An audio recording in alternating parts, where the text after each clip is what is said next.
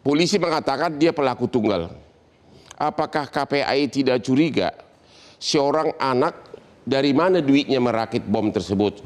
Ibunya TKW di luar negeri, bapaknya mohon maaf hanya seorang koki atau tukang masak di restoran.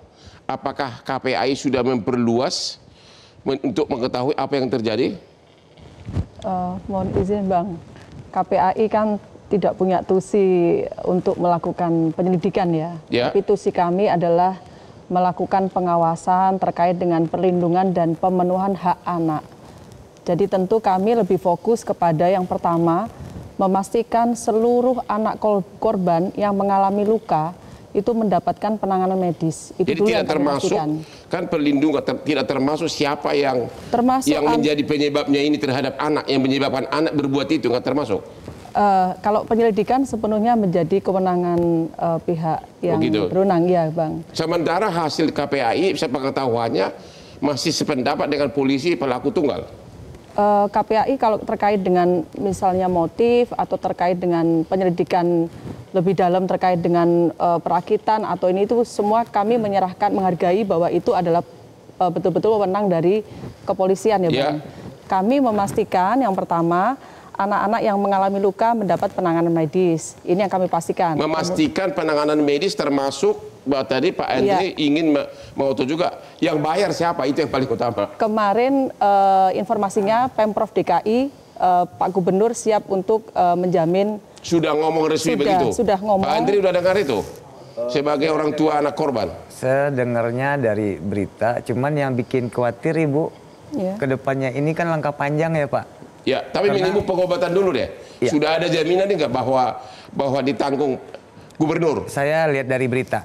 Dari berita? Iya. Oke. Rumah sakit belum mulai hitung-hitung tagihan belum ya? Oh enggak, kalau buat biaya enggak ditagih. Oh begitu. Ya. Menurut KPAI, memang KPAI juga ikut berjuang agar biaya pengobatan para korban ini dibayar oleh pemerintah. Tentu kami memastikan bahwa anak-anak ini penanganan medisnya tentu tidak menjadi tanggungan dari keluarga korban ya. Dan karena kemarin Pak Gubernur sudah menyampaikan bahwa itu menjadi tanggung jawab dari Pemprov DKI, pernyataan ini juga disampaikan oleh pihak rumah sakit, kepala rumah sakit di Rumah Sakit Islam Cempaka Putih juga menyampaikan hal yang sama, bahkan Bang tidak terbatas pada saat mereka dirawat inap. Tetapi ini kan ada beberapa penanganan yang perlu tindak lanjut Bang. Tidak lanjut. Karena sebagian itu kan sebagian besar mengalami masalah terkait dengan pendengaran. Oke, itu yang mau saya tanya. Dari 96 korban ini, apakah KPAI sudah tahu keadaan menyeluruh bagaimana? Apakah ada berapa persen yang sudah hampir sembuh atau bagaimana? Jadi Bang, pada saat kami melakukan pengawasan langsung di rumah sakit, ada 96 anak yang pertama kali mengakses layanan kesehatan, tidak hanya di Rumah Sakit Islam, tapi ada di sekitar 5 layanan gitu ya.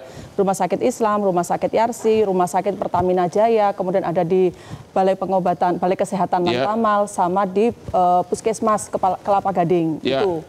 Dari beberapa yang mengakses itu, yang ada di Rumah Sakit Islam ada 43 awal mula di hari Jumat. Yang paling parah berapa orang sekarang ini yang masih tersisa? Terakhir kami mengunjungi hari Senin kemarin Bang, itu ada 13 di Rumah Sakit Islam. Yang masih parah?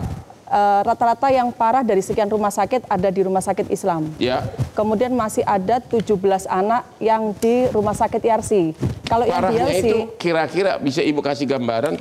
Selain tadi Bapak sudah menyerahkan anaknya? Kebetulan yang anaknya Bapak kemarin kami berkunjung dari sejak Jumat malam, Sabtu siang sampai Senin, kami termasuk yang tidak boleh atau belum diizinkan untuk masuk ke yang ICU. Jadi kami korban lain gimana? Tapi kalau korban lain kami lihat Bang, ada yang tertusuk paku. Tertusuk? Paku di kaki, kemudian ada yang tertusuk benda tajam di daerah sini, ada yang kepalanya, ada yang luka bakar di kepala. 2 orang waktu itu kami kunjungi hari Sabtu, 2 itu di ruang khusus ya, steril, higienis gitu, karena luka bakar. Ketika hari Senin kami mengunjungi kembali ke sana, sudah bertambah ada 3 orang lah yang ada di ruang khusus higienis itu tadi. Itu paku apa? Waktu meledak bangunannya ya, pakunya berterbangan begitu ya? Ya mungkin Bang, karena ada yang nusuk di kaki, ada yang nusuk ada yang nusuk di kaki ya? Iya, ada yang nusuk di kaki, ada yang di tangan. Kemudian juga ada yang luka di paha, ada yang luka di kaki gitu. Dan ini semua murid, kalau guru nggak ada yang celaka? Satu orang dewasa penjaga kantin, Bang. Satu orang dewasa, ya. Dan semua anak laki-laki, Bang. Karena kan semuanya anak laki-laki, Bang. Karena sedang sholat di masjid. Kan meledaknya di masjid, Bang. Oke. Menjelang sholat Jumat. Yang di luar masjid kan ada meledak juga. Tapi apa namanya, semua korbannya ini anak laki-laki yang sedang berada di masjid yang mau melangsungkan sholat Jumat. Oh begitu. Iya. Yang KPM lihat enggak? Dia pelaku, ya. Tapi kok malah meledak di dalam masjid sementara dia ada di dalam masjid. Jadi kalau informasi kemarin pada saat konferensi pers di Polda Metro Jaya, Bang ya, dari 4 yang meledak itu 3 kan belum sempat diledakkan. Ya. Yang 4 meledak ini yang di dekat anak itu yang harus nggak pakai remote, Bang. Ya. Jadi harus kayak dikasih api gitu loh, kayak di ini api dan sumbungnya itu nggak panjang. Tapi kok bisa sumbungnya meledak? Pendek. Kan sumbungnya pendek, mungkin dia nggak sempat mengamankan diri sehingga akhirnya yang bersangkutan kena, Bang. Dinyalain langsung dia belum sempat kabur gitu ya? Kaburnya mungkin juga belum panjang gitu ya, karena sumbungnya pendek gitu. Sehingga itu akhirnya nggak semuanya itu diledakkan pakai remote. Yang di tasnya, yang di rangselnya 3 nggak meledak ya? Saya nggak tahu apakah posisi yang tidak meledak itu ada di ransel atau sudah ditempatkan di posisi-posisinya, Bang. Itu yang saya kurang ini. Jadi 4 dari 7 bom meledak. Jelajahi cara baru mendapatkan informasi. Download Metro TV Extend sekarang.